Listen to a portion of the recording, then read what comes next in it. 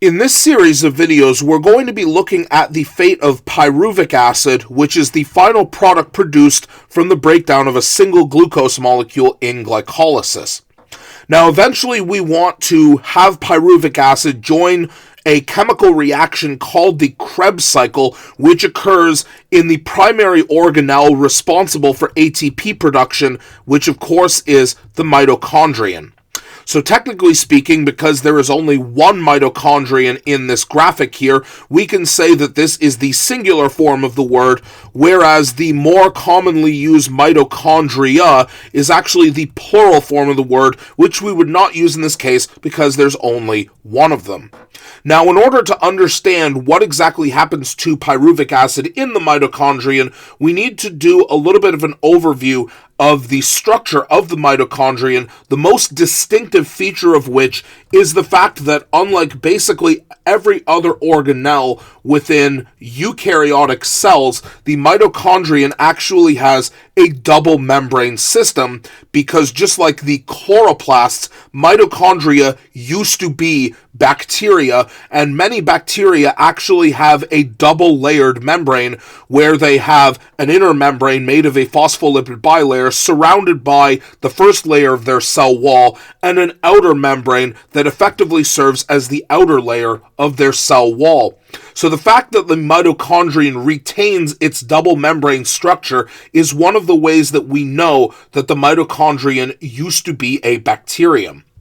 Now, when we talk about Krebs cycle, this occurs in the aqueous or the liquid part of the mitochondrion inside of its inner membrane, which is what we call the mitochondrial matrix, which is basically analogous to the cytoplasm of a cell. Now, the second part of mitochondrial respiration occurs on the folds of the inner membrane, which are what we call the mitochondrial cristae. But in order to understand how the final phase of cellular respiration, that being the electron transport chain, works, we need to understand that the space in between the inner membrane and the outer membrane is also very critical for that function. And because it's surrounded by two different membranes, we naturally call it the intermembrane space, indicating exactly where it is between. Now, the rest of this video is going to look at the fate of pyruvic acid and how we actually get it into the mitochondrion. So if we look at its chemical structure, we can see that because of all of these oxygens and because of this polar hydrogen here, pyruvic acid cannot actually enter the mitochondrion simply because it's too polar of a molecule, so crossing one cell membrane, let alone two, is basically impossible to do without some sort of transport protein. Now, before we move pyruvic acid through specific transport proteins, we're actually going to modify it to squeeze as much energy out of this little molecule that we possibly can, using, for starters, the coenzyme NAD+ that we used in glycolysis.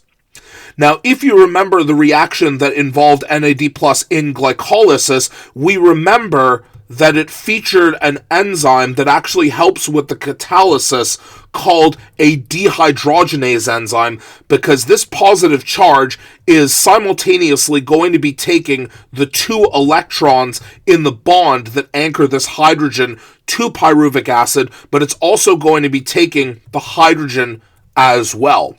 It should be noted that if you study this mechanism further, what I am showing you is a grossly oversimplified mechanism that doesn't feature all of the details, but it's the important results that we want.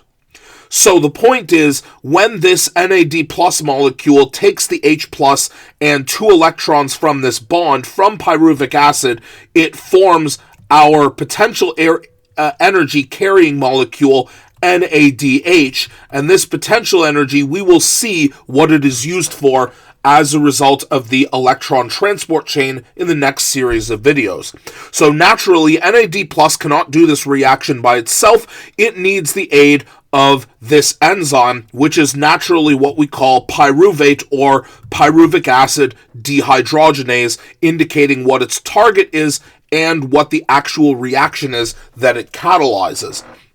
Now, as a consequence of this, this means that this oxygen here is rather unusually going to have a positive charge because it's missing these electrons here, and whenever an element loses electrons, that gives it a positive charge. So as a consequence of this,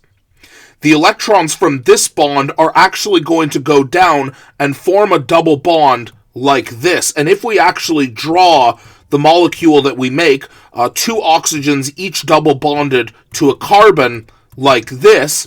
we have actually produced carbon dioxide. Now, if you remember where your carbon dioxide comes from, it comes from the breakdown of glucose for producing energy, i.e. cellular respiration. So this is the first carbon dioxide that we can actually see being produced. And this process that occurs after the dehydrogenation is what we call a decarboxylation reaction, meaning literally a removal of CO2 from the molecule, meaning that this carbon here no longer has a bond, meaning that it is also missing a bond, which it can then fill in with a water molecule like this. And if one of the hydrogens from water is removed, now we end up with an OH group on this carbon here, and we recognize acetic acid, CH3COOH, and this is the form that pyruvic acid is going to take in order to enter the mitochondrion, again allowing us to, through this dehydrogenation and decarboxylation reaction, allowing us to get a little more potential energy out of the molecule before we send it in to the Krebs cycle for further deconstruction.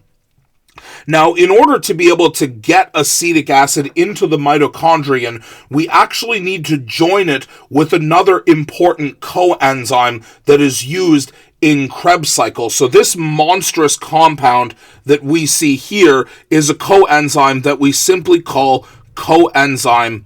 A. And what we can do is a simple dehydration synthesis reaction here where an enzyme is able to pull this hydrogen off of this HS group that we have here. So this bond becomes lone pairs on the S group, and then one of those lone pairs can form a bond with this carbon here on acetic acid, breaking off this OH group, and as a result of removing H from here and removing OH from here, we have removed water, and now we can see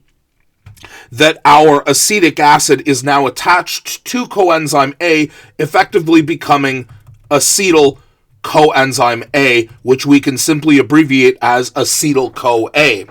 And as it turns out, this monstrous molecule actually has a series of carrier proteins on the mitochondrial membrane that allow this molecule, acetyl-coenzyme A, in order to pass through not just the inner membrane, but the outer membrane as well, enter the mitochondrial matrix, and become part of Krebs cycle.